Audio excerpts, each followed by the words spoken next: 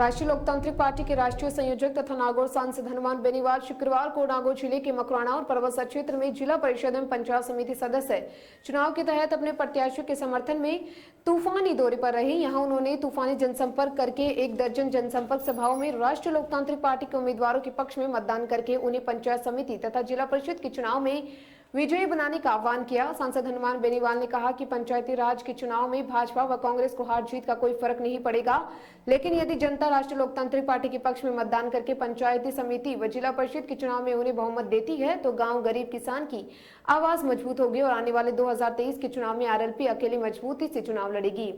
उन्होंने राज्य सरकार के गंभीर आरोप लगाए और कहा कि सरकार ने 2 साल में ही जनता से वादा खिलाफी कर दी और अशोक गहलोत के राज में विकास कार्यों के साथ स्थान पर अपराध में बढ़ोतरी हुई है। बेनीवाल ने कहा कि गहलोत सरकार ने धारा 144 को खिलौना बनाकर रखा है, कभी लगाते हैं कभी हटाते हैं। हम रोज 144 तोड़ रही हैं, पहले हम पर कार्रवाई करो फिर शादियां रोको। नागौर सांसद बेनीवाल ने कहा कि राजस्थान पंचायत राज चुनाव में प्रधान और जिला प्रमुख बिना आरएलपी के इस बार नहीं बनने वाले हैं। नागौर जिले में पंचायती राज चुनाव में पूरी दमखम के साथ चुनाव लड़ रही है और हमारे बिना कुछ भी नहीं हो सकता। हमने 2023 की तैयारी जो है वो पूरी शुरू कर दी है। 3 विधायक और 1 सांसद दिलवाने वाले आरएलपी के संयोजक हनुमान बेनीवाल ने कहा कि आरएलपी ने वर्ष 2023 में होने वाले चुनावों के मद्देनजर तैयारियां अभी से शुरू कर दी है।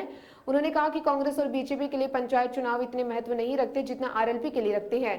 बेनीवाल ने अपनी जनसभाओं में कह रहे हैं कि 2023 के हिसाब से पंचायती राज चुनाव में आप अगर आरएलपी को वोट देंगे तो उसकी चोट दिल्ली तक पहुंचेगी। बेनीवाल ने चुनाव सभा को संबोधित करते हुए कहा कि उन्होंने कांग्रेस बीजेपी से कई बार मंत्री बनने के लिए ऑफर मिले। उन्होंने कहा कि गहलोत ने कैबिनेट मिनिस्टर तो बीजेपी ने लोकसभा चुनाव के बाद कैबिनेट मंत्री बनाने के लिए पार्टी मर्ज करने तक का ऑफर दिया। वह हमेशा किसानों की लड़ाई 2023 तक जारी रखेगा। हनुमान बेनीवाल ने परबत्सर में सांसद कोटे से डामरीकरण सड़कों की घोषणा की है। बड़ू से तेली का बेरा, भादवा से ललाना तेली बेरा से चिताई तक सांसद कोटे से शीघ्र सड़क निर्माण।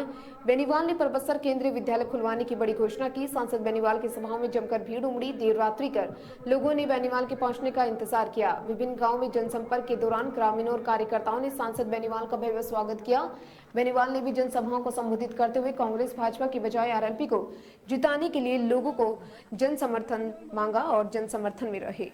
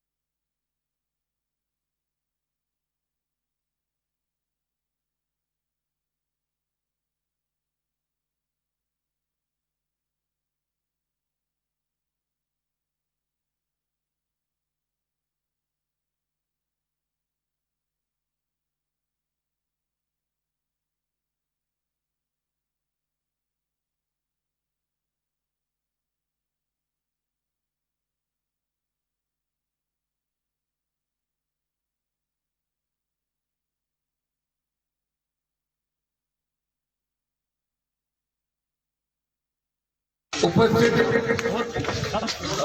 हमारे वार्ड नंबर 19 मकराना से भाई भरत सिंह जी और जिला परिषद का वार्ड संख्या 23 ओम प्रकाश मेघवाल, दोनों के वोट के बिल में आपके बीच आया हूं।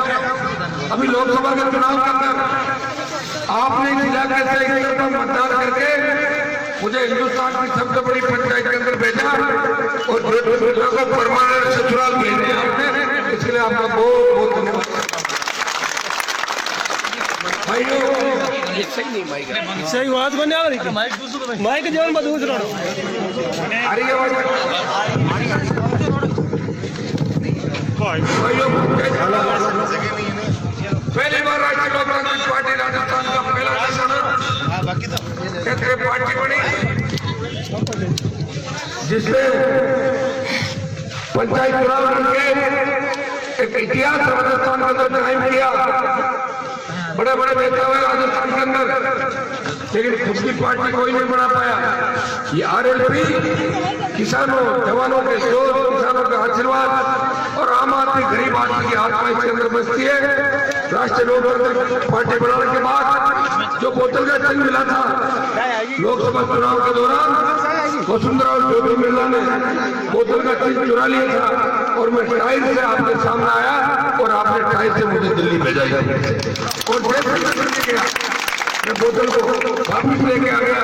और ये नौजवानों, आप लोग किसान के बेटों के 36 कौम के मेरे भाई जो पंचायत चुनाव लड़ रहे हैं, बोतल का चिन्ह कहीं 1 नंबर पे है, कहीं 2 नंबर पे है, कहीं पार्टियां 2-3 पे और बोतल 1 नंबर पे। जिला विद्युत मंडल के अंदर आपके कितने नंबर में चिन्ह? 1 नंबर में।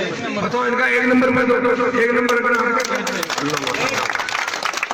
ये शायद पहली बार हुआ होगा कि किसी क्षेत्रीय पार्टी ने कांग्रेस भाजपा को पीछे छोड़ के मशीन के अंदर 1 नंबर बनाया। मनाना के अंदर लोकसभा चुनाव के बाद मैं उपस्थित नहीं हो सका, इसके लिए क्षमा प्रार्थी हूँ। कोविड से पूरी दुनिया ने कोविड का दंश झेला, हम भी तकलीफ में रहे। और भाइयों, लगातार जो पिछला साल था वो लोकसभा तेजी से चली, कई महत्वपूर्ण बिल पास हुए, गांव में उपस्थित नहीं रह सका। बाकी तो आपके बीच ही रहा हमेशा, कहीं कहीं आपके संघर्ष करते हो, आप मुझे देख सकते हो। मैं इतना ही विश्वास आपको दिलाता हूं, जब तक अंतिम फ्लोर में बैठे व्यक्ति को, गरीब पीड़ित किसान जवान को उसका हक और अधिकार नहीं मिल जाता, तब तक हनुमान बेनीवाल सड़क से लेकर लोकसभा की फालतू की पंचायत 144 लगा दो, हटा दो। कौन मानता है 144 को? हम कर रहे हैं ना प्रचार, माने तो नहीं 144 रोज तोड़ रहे हैं। क्या कर लिया सरकार ने हमारा? पहले हमारा कुछ करना चाहिए ना। हम 144 रोज तोड़ रहे हैं, पहले हमें रोके और उसके बाद साथियों को रोके।